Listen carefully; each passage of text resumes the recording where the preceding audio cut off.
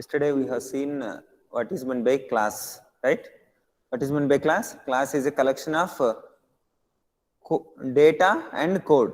Okay, like attributes will be having, attributes are nothing but variables, then functions. Okay, that we will be binding code along with its data, then that we are considering as a class. How we can create a class? By using the keyword called class followed by class name, then colon, then we can have variables and functions, okay, in general. And to initialize those variables, we will be using a special type of function called init function. Okay, how we will be having like this, right? Underscore init, then we will be having like this. Then first one will be some object, current object we can consider C, then followed by some value parameters. Okay, how we can invoke this init, or when we will invoke this init is after creating the class we have to create objects. While creating objects we will be using the syntax like class name. Let us consider the class name as rectangle, then rectangle of how many arguments we want it to give, how many values we need to give, those many values we will be providing. For rectangle we are providing 2 values, so 5 comma 10 I am giving. Then here first one will be the current object, remaining how many values we are passing? 2, so 2 parameters we need to have. Okay, you can give any name like L1, B1, like this, any name you can give. Next, what is the purpose of init function? What is the purpose? It is used to initialize the what you call, whatever the attributes that we have inside the class. What is the class name? Class name is rectangle. Okay, class C capital, C small, sorry, C small, then this is like this, first one letter will be capital. Then here we are defining init, then inside this we can initialize these values like this. L is equal to L1, B is equal to B1. So what is this L? This L belongs to this current object. How we can refer that? C dot L. This one C dot B. These two belongs to object. So here you can understand like this. R1 is equal to rectangle of 5 comma 10. Whenever we create object, then only memory will be allocated. Then only that entity will be created. So now this is R1. Here we will be having L and B. So how we can refer this L? R1 dot L. How we can refer this B? R1 dot B. Okay, what is this R1? R1 is nothing but object name. Okay, so this is the purpose of init function. Okay, whenever we write like this, rectangle of 5 comma 10. What is this rectangle? Rectangle is the class name. Rectangle followed by parenthesis. What does it mean? It is a constructor. In general, parenthesis if you have, we'll consider as a function. So whatever the function which is having the same name as class name, that we will consider as constructor. Although it seems to be a function, could you able to follow? Last 2 classes absent, attended, so you could able to follow. Please tell, otherwise I will try to reach you. No need to reach, or you already reached. Okay, rectangle of 5 comma 10. Now this is a constructor which will call internally what? Init function. Okay, then in the init function we are initializing this. Next, apart from this constructor or the init function, we will be having several other operations like area, perimeter, like that. Any functions we can have, those all functions like define area. Here we need not pass any parameters. Why? Because these are internal to the rectangle. For this rectangle we have already given values, so that L and B will be available directly in this particular function. So directly we can return L into B. Similarly perimeter also. Okay, so now R1 is equal to this one, means R1 will be created with the values 5, here 10. Area if you call 5 into 10 will be given. Similarly, R2 is equal to rectangle of 4 comma 6. Then R2 will be created with L and B. Here we will be having 4 and 6, and area if we call, then we will get 24. Like this, object is nothing but physical entity. Okay, physical entity or physical thing which we will be creating by using a class. Okay, by calling a constructor. Rectangle of 5 comma 10 is the constructor. What is the purpose of constructor? To call, what is the purpose of init function? To initialize. So what is the purpose of constructor? To initialize the attributes inside the class. To initialize the attributes of the class, we will be using constructor.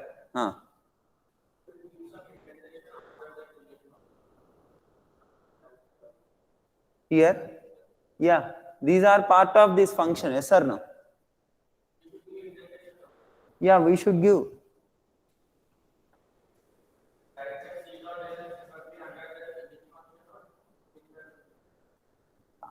Inside this init function only. Here we have used colon, right? Init, then colon. What does it mean? Some definition exists for it. That's what the indication of colon, right? Class colon. That means it is the definition.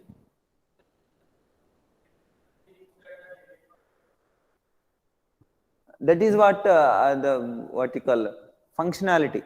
Actually, if this is normal function, then you can say whatever the variables we are defining inside this, those will be part of that particular function. Those will be available within that particular function. Like you have defined one function called add.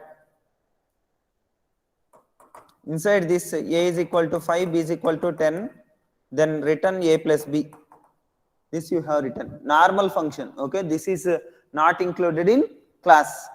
Now if you try to access what is a value, then it will give you an error. Why? Because a is not known. A is known up to this particular one. If you try to print here a, then it will print a. If you try to print b, then it will print b. But outside of this definition, outside of this function, if you try to access a, what it will say? A is not known to compiler, right? That error will be given. Understand? Whereas if you define the same thing in class, what we are doing, this L1, B1 are local to this particular function, but not L and B. L and B belongs to object, current object. L and B belongs to current object. So with the current object, what we are having? L and B, area, perimeter, all those things. Understand? L1, B1 belongs to this particular function. You cannot access outside of this. But L and B we can access. Why? Because those we are considering as part of the current object. Understand? Okay. So now, I hope it is clear to you. First we have defined a class, and then we have created two objects by creating what you call by using constructor, that is class name with some values. Then these kind of objects will be created, R1, R2, R3.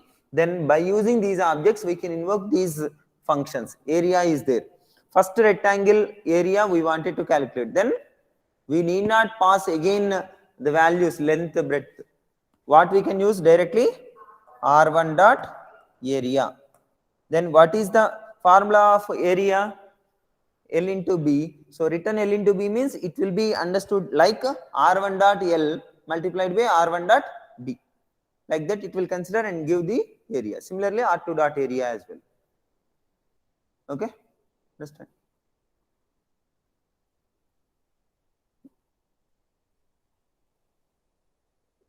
So now whenever we create R1, R1 dot L will be 5, R1 dot B will be 10, R2 dot L will be 4, R2 dot B will be 6, R2 dot L will be 4, okay, R2 dot B will be 6, okay, fine.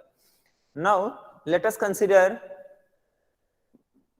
we wanted to consider one variable, okay, or one attribute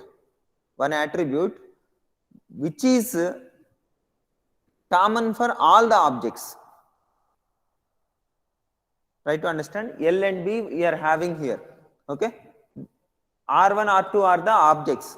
R1 L is having some value, B is having some value. R2 L is having some value, B is having some other value. Now R1 is having its own L and B, R2 is having its own L and B. But what is our requirement is we wanted to have a variable, let us say A.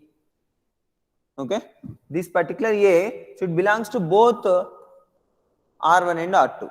Not only R1 and R2, for all the objects, there should be only one attribute called A.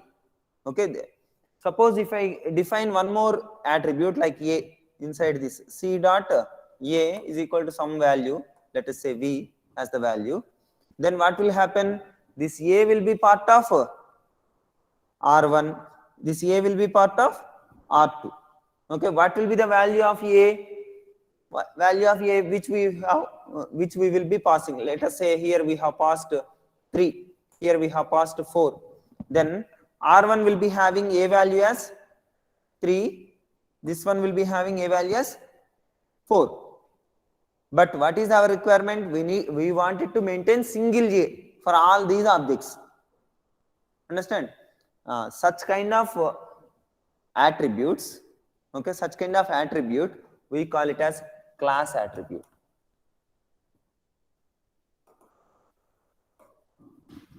Class attribute. What does it mean? Is the attribute which is common for all the objects of the class. Then we can say that kind of attribute as class attribute. Or in other words, we can say the attribute which is linked to the class itself. It is like, listen here 5, 10, L and B we have given 5, 10.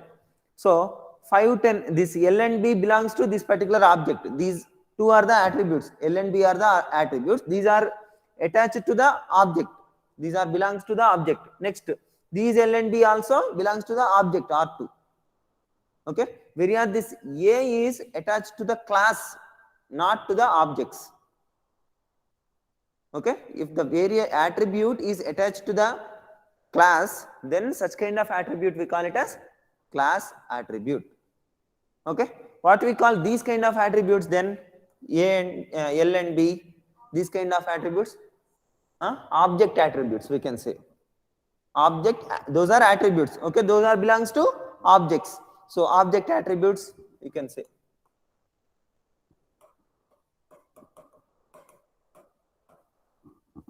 Object can also be called as instance. So instance attributes also we can call.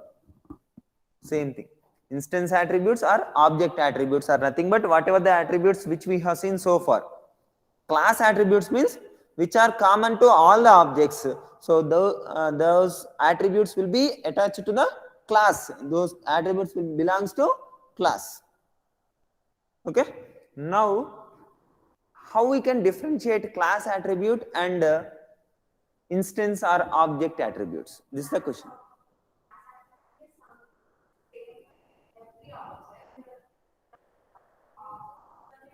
Object attributes are, every object will be having its own attributes. Those are object attributes. So class attributes are common for all the objects. Okay. Now in the implementation, how we can differentiate, how we can specify that this particular attribute is the class attribute? Is global in the sense?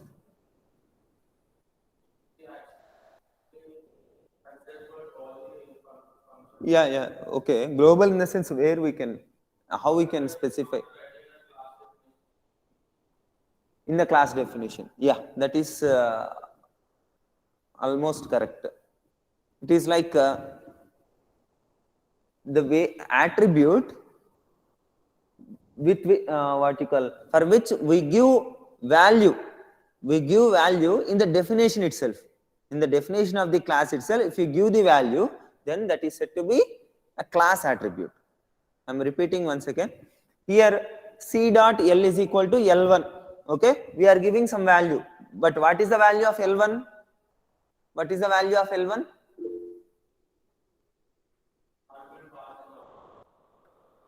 in the definition, L1 will be initialized or not? L1, we are writing this, but it will not initialize. Whenever we create object, then only it will initialize, isn't it? Then only this will be initialized. But if you give static value, okay, some value if you provide like L is equal to 5 directly in the class definition itself, then that is said to be a class attribute. Okay, if you use this initialization, okay, whenever object is created, then initialization will be done, means that is object attribute. Class attribute means we will give the value directly, that is statically. For all the objects, that is same, right? So that's why what we will do is, as he told, here we will be writing like A is equal to, let us say A is equal to 5. This we are not initializing within the function. Within the function. Within the function, if you initialize, what will happen? When that function will be executed, whenever we create object, then only this init function will be executed. So until that time, it will not have any existence. But A is equal to 5, we are writing, means that belongs to, that attribute belongs to class. So independent of the object, that should exist. A should exist independent of the object, whether we have created one object, two objects, three objects, or 0 objects. Without creating objects also, that A should exist. So that's why we need to write this particular line A is equal to 5 outside of all the functions. Then we can say this kind of attribute as class attribute. Okay, what is meant by object attribute? Which are initialized inside function. Okay, inside function. That is nothing but object attribute. Got it? Object attribute can be called as instance attribute. Okay, object is an instance of a class. Object is nothing but some instance of a class. Instance in the sense like some instance is nothing but part. Can we say like that? Instance like you consider one glass. Okay, one glass you consider. In that we will be putting some liquid. Okay, at one particular instance, what is the state of the glass? That is nothing but an object. Okay, at one particular instance, it can be 100% filled, or 50%, 30%, or it can be filled with some other thing like this. What is the state? What is the instance? That is nothing but an object. Okay, class is nothing but glass is nothing but the class here. Understand? So A is equal to input function. I think no.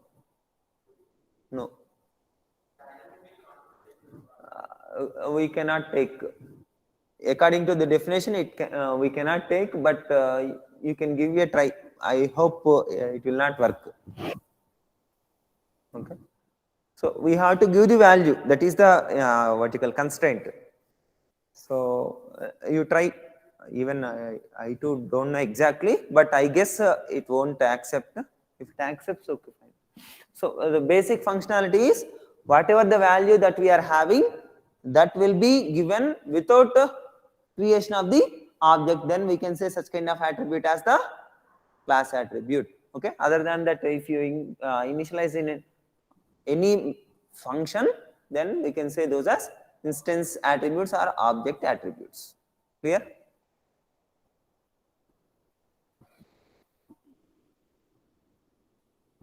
Yeah.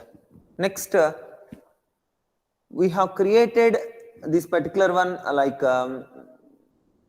what is this rectangle of 5, 10? Constructor. What is the use of constructor? To call the, I told you I am transitive, like A to B, B to C, then A to C you can say. What is it? Constructor will call init function. Init function will initialize. So constructor is used to initialize the object attributes. Yes or no? Initialize the object attributes. Constructor is used to initialize object attributes. Okay. So what is meant by constructor, you know, and how we can have that constructor is, constructor will be having same name as class name, and whenever we create object, then it will be used and it will call internally init function. All these things we have seen and you know it. Next, there is another thing called destructor. In opposite to constructor, we are having another thing called destructor. Destructor in the sense, whatever the objects we have created, those objects, that is like this we can create objects, right, by using this one. So we have created and we have used that objects, those objects like r1 dot area, r1 dot perimeter, like that we have used those objects. After that we have deleted that object as well. Okay, we have deleted that object. How we can delete is by using the keyword called del, then r1, del r1, then that object will be deleted. Understand? Now if you want to perform certain certain notification, if you want to give some notification to the user at that time, try to understand. Constructor means here we can initialize values. Okay, here you can give some message also, print some message like a constructor is called or object is created, like that some useful message you can print apart from initializing. This is internal, nothing will be visible. Yes or no? We will be giving the values that will be initialized. Okay, fine, but we cannot observe that object is created. But you give some print here stating that object is created. Okay, then it will print object is created. Afterwards, print r1 dot area, print r1 dot perimeter. Those also you print. Okay, fine. We have got area and perimeter. After that, delete r1. So it will be deleted. Now you need to intimate the user that this object has been destroyed as well. Okay, object has been destroyed. That is that you can intimate by using destructor. Not only to intimate, it is like after destroying the objects, some other things which you consider. Simple example to understand. You went to ATM. You will be inserting the card and you will perform transaction, all those things. While doing the transaction, what will happen? Your account will be opened. Yes or no? Your account will be opened. For that, your account number, that card number will be there. That will be read, right? That will be the thing, and PIN you will enter. With that, account will be opened. Afterwards, whatever the transaction that you want to perform, that will be performed, like withdrawing or displaying the balance, all those, any of the operations you will be performing. After that, you have to close this file, isn't it?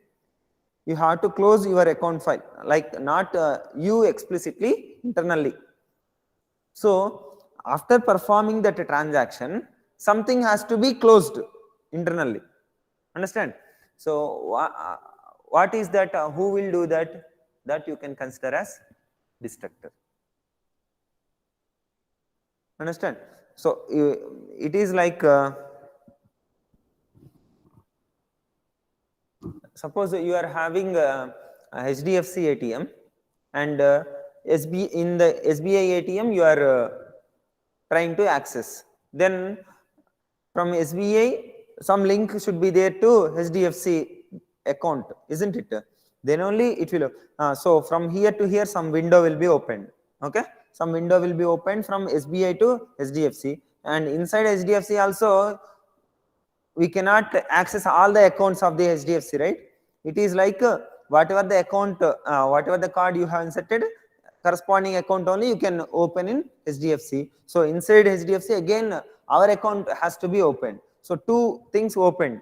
Those two things needs to be closed at the end. Understand? So such kind of things you can specify in destructor. Okay. For our understanding, as now what we are using is just display message that can be replaced with any other valid statements. But as of now, you consider we will be writing some print statement there, so that when it will be executed, this destructor will be executed, you will come to know. Understand? So how we can define a constructor? By defining this method, isn't it? Underscore init underscore, this is the function which will indicate a constructor. Similarly, destructor means we will be using underscore del underscore. Okay, this is the destructor. In this one, just as of now, we are considering only print. Okay, destructor called. Like that, you define one function. Okay, who will call this destructor? When this will be called? It is like you will not initialize what you call, you will not terminate, like you will be withdrawing the money. After withdrawing, automatically it will close, right? It will not ask whether you want to close your account or not. Like that, it will not ask. It may ask sometimes whether you want to perform another transaction or whether you want to apply for credit card, such kind of thing. That is secondary, but it will not ask you to close it. It will close it, then it will consider again fresh transaction. Even though it is giving the option to perform another transaction, again it will ask you to enter PIN and all. That means again new connection it will establish. Understand? So now this destructor will be called automatically. Try to understand the concept. Try to relate with that example, then you can get intuition. Yeah. So the constructor we are initializing, we are initiating by inserting the card, we are initiating, and then it will perform what you call that initialization, all those things, opening. But closing automatically it has to be done. So this delete function, if you define, that's it, automatically after deleting this object, after deleting this object, destructor will be invoked. Once object is deleted, then destructor will be invoked. Understand? So just you put here one print message, here one print message, then you can understand. This is a constructor when it will be called when object is created. This is a destructor when it will be called when object is destroyed. Okay, how object can be destroyed is by using delete. So what you can do is just you define a class like this, then initialize. Okay, this initialize, then area, perimeter. Afterwards you define this class, this function as well, delete. Afterwards complete this what you call, close this class. Afterwards you create one object R1 as earlier, rectangular 5 comma 10, R2 rectangular 4 comma 6. That's fine. Now R1 dot area, print R1 dot area, print R2 dot area. Like that you print areas of both the rectangles. After that delete R1, delete R2. Then you will come to know how and when it will be performed. Okay, here we are not calling this destructor explicitly, automatically it will invoke. Understand? So what is meant by constructor? Constructor is a special type of function which is having the same name as the class name and use it to initialize the object variables, object attributes. Okay, destructor is opposite to the constructor, which is used to perform what you call release whatever the resources held, those kind of things you can consider in destructor. As of now we are writing just a print statement. Okay, yeah, this is about constructor and destructor. Noted this one. Online people, any doubts?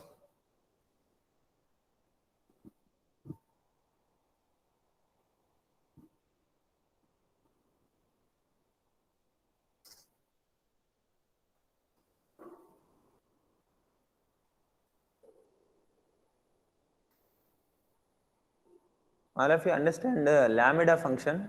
Lambda function. Yes? You didn't listen. Without listening, you cannot understand, right? You understood?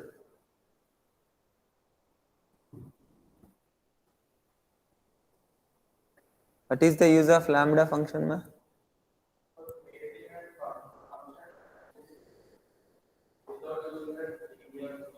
Uh,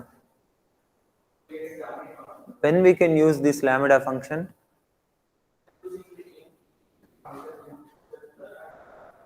Okay, when we can prefer this?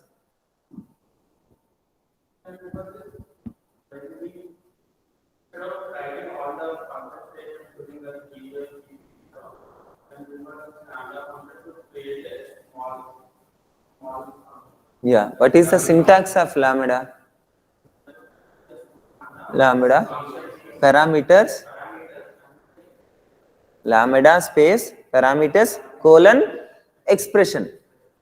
Okay, so what is the use of function is whenever we wanted to repeat some set of statements multiple times at several places, then we will use functions. Okay, those set of statements we will store under one name.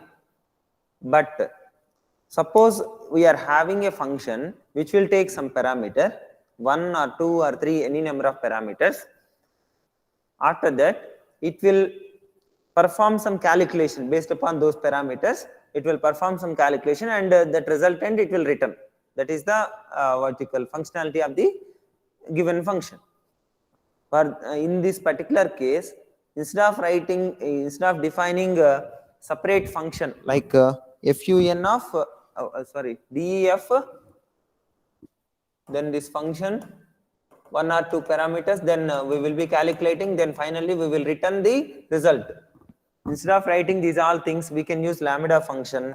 What is the syntax of this lambda is lambda then parameter. So here if you consider a, b, c as the parameters, then here also we can specify a, b, c. And what is the return value that we are having here, that directly we can write. We need not use return keyword. Just we will be specifying, let us say a plus b into c. Okay, directly we can specify like this. Then what does it mean? A, b, c will be taken and this will be returned. That is the functionality of lambda. Now how we can utilize this function means, suppose let us consider f is the function name, f of a, b, c. So how we can invoke this function? F of 4, 5, 7. Like this we can invoke. What about this one? Are we having any name to this lambda function? No. So we can give some name. Let us consider f. F is equal to lambda abc, a plus b into c. Here f is nothing but lambda function. F is nothing but lambda function which takes how many parameters? 3 parameters. What it will do after taking 3 parameters? It will perform a plus b into c and it will return that value. Entire this meaning can be conveyed by using single line instead of writing like this. Okay. Now how we can invoke this function? Earlier f of 4 comma 5 comma 7. Here also f is a lambda function. So we can make use of f of 4 comma 5 comma 7 itself. Then 4 comma 5 comma 7 will be copied into these parameters a, b, c. Then it will perform this and it will return. This entire functionality will be embedded. That is the use of lambda function. Okay. When we will prefer this lambda function? There are plenty of applications in lambda function for lambda functions. One of the applications, yeah, very good. Whenever we are having certain parameters and we wanted to perform some simple calculation, okay, simple calculation will perform, that value we wanted to return, then we can use lambda functions. Okay, major flexibility of lambda function is normal functions means we have to define like area separately, delete separately, perimeter separately, like this we have to define. Okay, whatever the functionality we want, that we have to define priorly.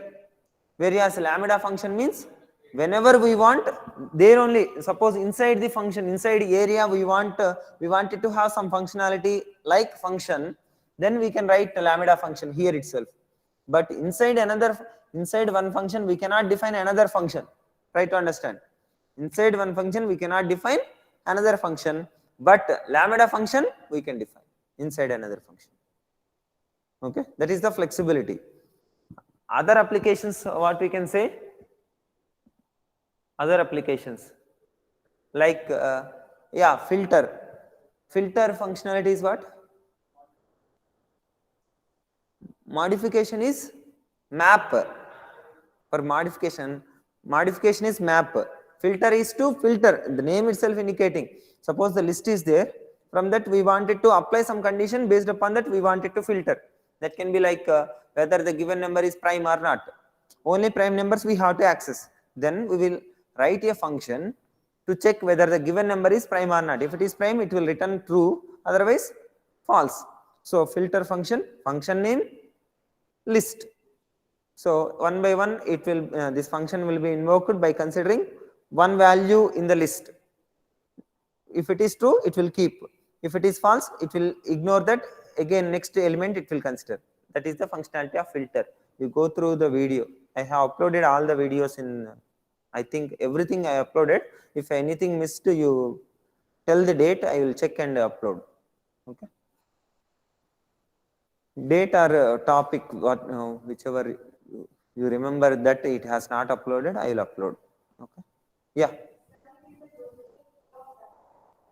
Duplicate. No, this will not exist. Instead of this one, we are writing like this. Okay, this is a shortcut for this. Instead of defining a function like this and return and calling, instead of that we can use in one line itself entire thing. Okay, that is the use of lambda. I thought of telling another functionality of lambda. Yeah, another use of lambda is suppose inside a function, if you create lambda function, we have given one example as well. You check like one function is there, f, suppose x, then it will return lambda function. What is it? Lambda, some parameter y, let us say x into y. Okay. So now what is the functionality of this f? F is taking one parameter. Then what it is returning? Lambda function. Okay, it is returning lambda function. For this lambda function, how many parameters? One parameter. Then it is returning x into y. Return statement we need not use. Whenever we have lambda function, this expression will be evaluated and that will be returned by default. Return keyword we need not use. Understand? So now, how we can use this particular function? Yeah. We should call f, f with some argument, let us say 10. Yeah, f of 10. That means let us consider d.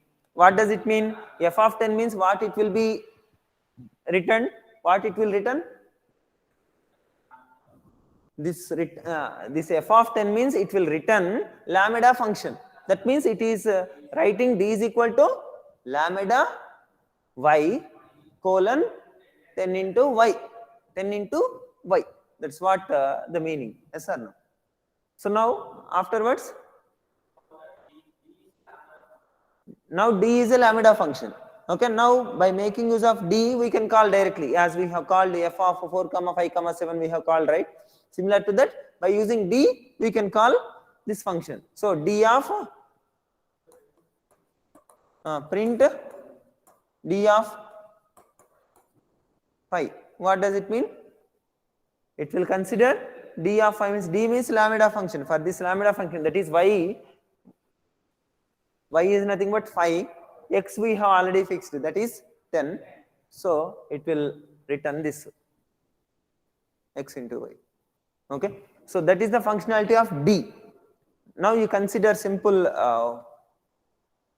updation, like instead of here instead of 10, if you have 2, what does it mean? Whatever the value we provide here, it will give double of the given number. So d will act as double. Okay, if you consider t is equal to f of 3, so t we are creating as a new function, and if you give t of 5, what does it mean? It will give triple. So although it seems easier, like we are create what you call x into y, one value we are providing here, one value we are providing here, and we are claiming that this is doubler, this is a tripler. But if you make it more little complex, this particular definition, then automatically it will create a lot of complex tasks very easily. Like D is a function. Did we define this doubler explicitly? No, we have defined only once. But we are calling this automatically. We could able to get another function. Next, T did we created explicitly? No. Same thing only we have called. T is equal to f of 3. Same thing only we have called, and we could able to create new functions. That is the advantage of lambda functions. Okay. So it is very powerful function, lambda. It is having so many applications. Even in real-time code, if you use the lambda function, if you could able to use lambda functions flexibly, then your code will have lot of weight. Others will identify that you have more stuff. Try to inculcate that. Okay, don't try to use artificially, but make it built-in quality to use that lambda functions. Yeah.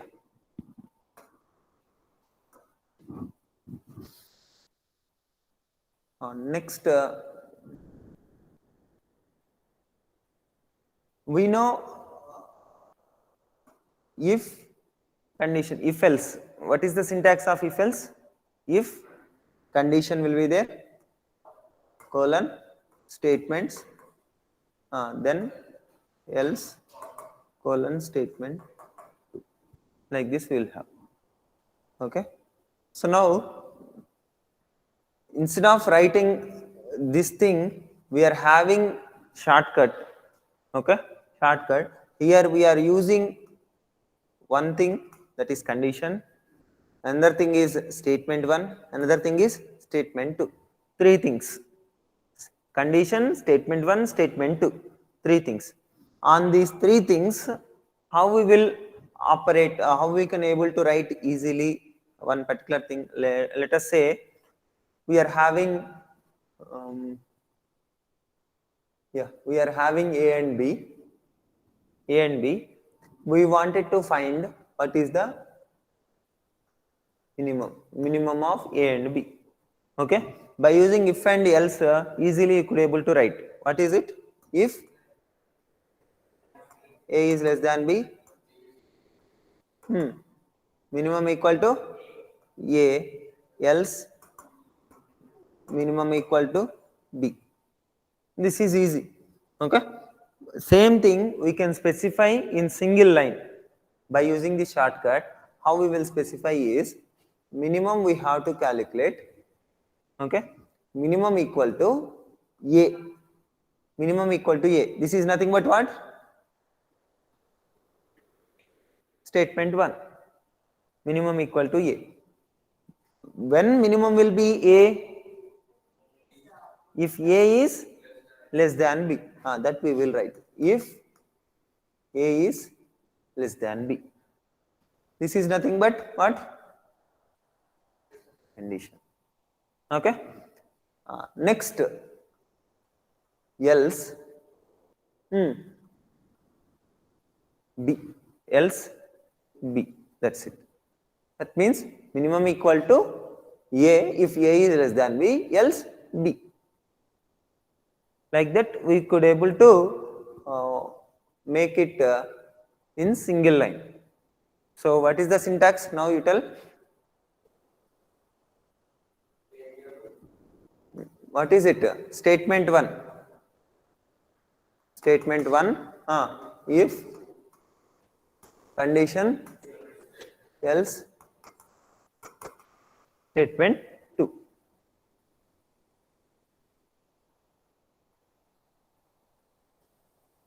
Okay, some examples you try to work out by using this. Okay, and You know this thing, right? If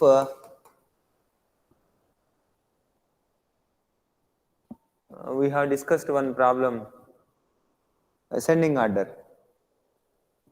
What was the condition? If A is less than B, then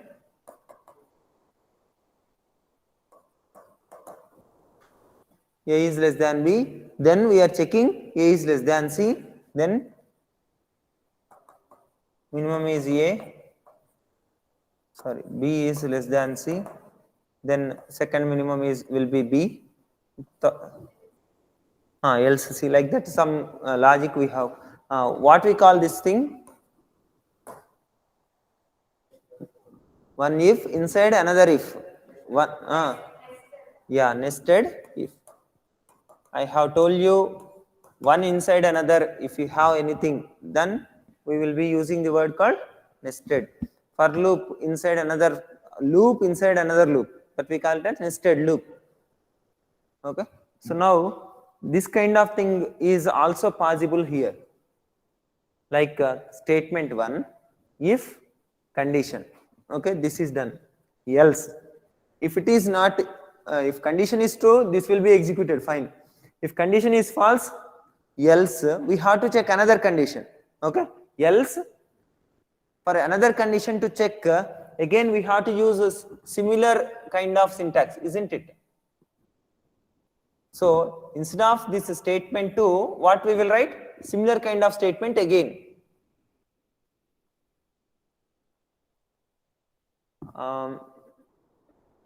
Okay, I will. Yeah. We want how? Here you see, suppose we are having that experience bonus, such kind of problem you consider. Bonus will be 5,000 if experience is greater than 5. Okay. Else experience is greater than 3 means 3,000. Okay. Else here we have to write, we have to check another condition. If experience is greater than 3, if it is not greater than 5, then we have to check whether it is greater than 3 or not. If it is greater than 3, then we should give 3,000, otherwise we should give bonus only 1,000. That is the case. So greater than 5 means 5,000, greater than 3. That means 3 to 5. 3 to 5 will be 3,000. Other than that, we should give 1,000. This is the statement. So now, how can we write this one? If greater than 5, then we will write 5,000. Else if 3,000, else 1,000.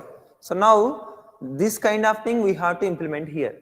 Else if, in the sense, what is the functionality of else if? If this condition is failed, then only this condition will be checked. That is the it is like these two are interdependent. Yes or no? This condition is true, then it will not consider, it will not check at all. If condition is false, then only this condition will be checked. Okay. So now if this condition is true, this will be executed. If it is false, then it will come to else. Then we have to check one condition. Yes or no? One condition, based upon that we have to consider this, otherwise we have to consider this. So it is again if else only, right? So under this else we need to have if else. Otherwise this thing can we write like this or not, you check.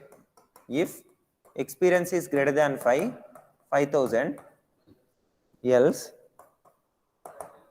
here we will check if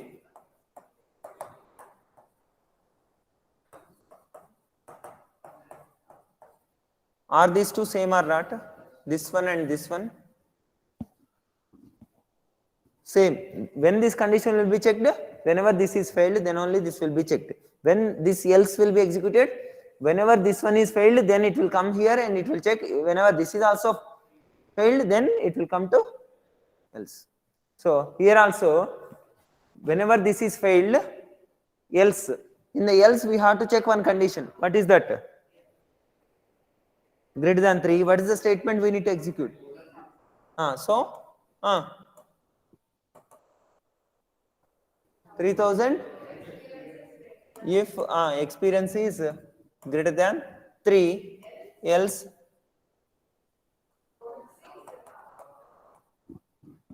okay, like this nested if also you can use. Okay, and one more thing as we have mentioned here,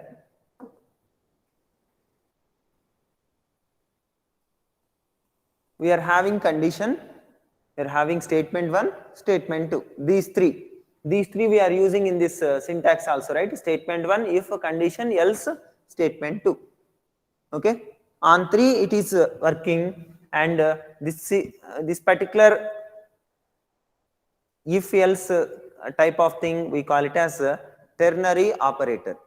Binary in the sense 2 will be there, like plus operator you consider, a plus b can be done, c plus d can be done.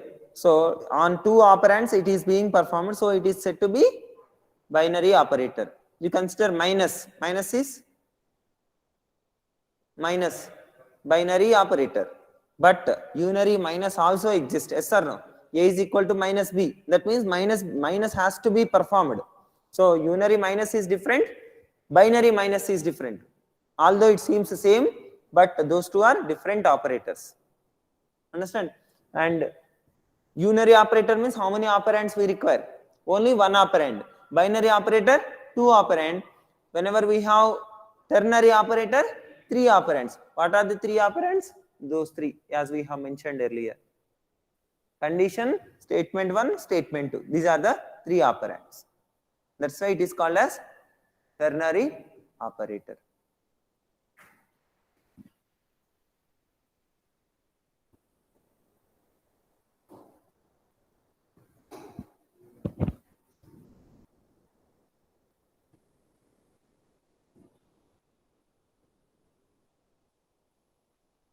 What is meant by function overloading? Huh?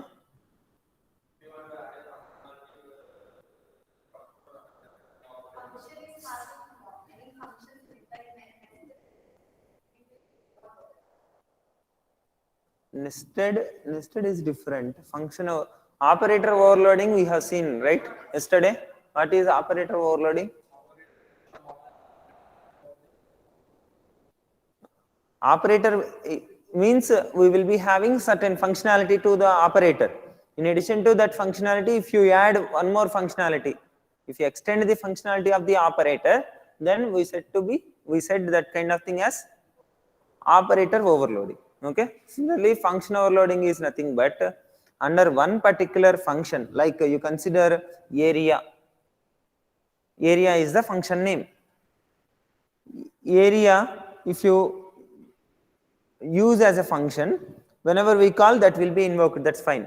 But same function name if you use for other function as well, right? To understand, area is one function, we are having the definition for it. We can whenever we call that can be invoked, okay, fine. But we are having another function with the same name area, then we are using same name for more than one functionality, then it is said to be function overloading. In general, how we can differentiate, how even compiler needs to understand, right, some which function it has to call. 2 functions are there with the same name, then which function it has to call, it should get clarity. So how it will get clarity is based upon the prototype. Like you consider one function is having like this, okay, some definition. Another function def area, and we are having one parameter. Okay. Now while calling this particular function, area of, if you use area of, then which one will be called, this one or this one? First one. Why? Because it is not having any arguments. If you have argument, then it will come to second one. Like this, although same name, we should differentiate in the prototype or the signature. What is meant by signature or the prototype is what is the name of the function and how many parameters, what is the order of the parameters, all these things if you specify, that is said to be a signature or the prototype. Function prototype or function signature we can say is nothing but function name, number of parameters, order of parameters. Okay, these all things if you specify, that is said to be a prototype or signature. If you differ the signature, then with the same name we can have multiple functions, then we can say it is function overloading. Okay, based upon the number of parameters that we are having, corresponding function will be invoked. Okay, but in Python whether it is allowed or not, that you check in today's lab, whether we can have such kind of provision or not, that you check and tell. Function overloading is possible or not. If possible, you execute this kind of thing. Okay, if not possible, you show me the error. Understand? So that's it. So now we'll go to lab.